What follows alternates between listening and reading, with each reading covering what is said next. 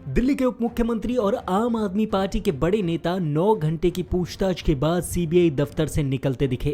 वहीं सीबीआई अफसरों पर वो बहुत संगीन आरोप भी लगाते दिखे। सिसोदिया ने दावा किया है कि सीबीआई अफसरों ने उन्हें साइड से कहा है कि वो आप छोड़कर बीजेपी में आ जाएं। वहीं आम आदमी पार्टी पर रहने पर उन्हें मुकदमे झेलने पड़ेंगे, जबकि बीजेपी में उन्हें दिल्ली का मुख्यमंत्री बना दिया जाएगा। सिसोदिया ने ये बातें मीडिया के सामने आकर कही हैं।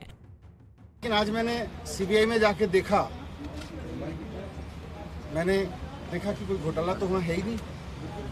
घोटाले की तो कुछ मसला ही नहीं है वहाँ का। सारा केस फर्जी है, मैं जानता हूँ सारा केस फर्जी है। और आज मैंने सीबीआई में 9 घंटे की पूछताछ के दौरान 9 घंटे जो मैं रहा वहाँ पे, वहाँ भी मैं समझ गया कि किस तरह से सारा केस फर्जी है और किस तरह से इन्होंने पूरी साजिश की गई है।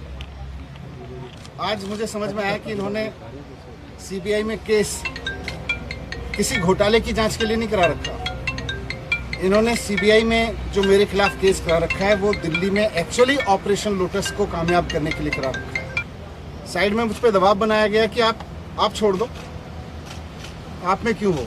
मैंने कहा क्यों? बोले ये केस आपके ऊपर ऐसे ही चलते रहेंगे, नहीं तो। मैंने कहा इस केस में तो है नहीं, ये तो खत्म हो जाएंगे।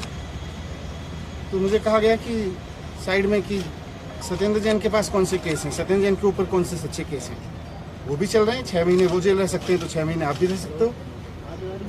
तो मैंने कहा बीजेपी तो बहुत गंदी पार्टी है, मैं उसके लिए आप थोड़ी छोड़ सकता हूँ। तो मुझे कहा गया कि नहीं देखो ये केस तो ऐसे ही चलते रहेंगे, दूसरा फायदा आपको लोग मुख्यमंत्री भी बनाएंगे फिर। तो मैंने कहा ये मुख्यमंत्री बनने के लिए थोड़ी आया हूँ, मैं तो शिक्षा के लिए आया हूँ। राजनीति में हम आना नहीं चाह रहे थे, हम तो शिक्षा के लिए आए हैं, ईमानदारी से काम करने के लिए।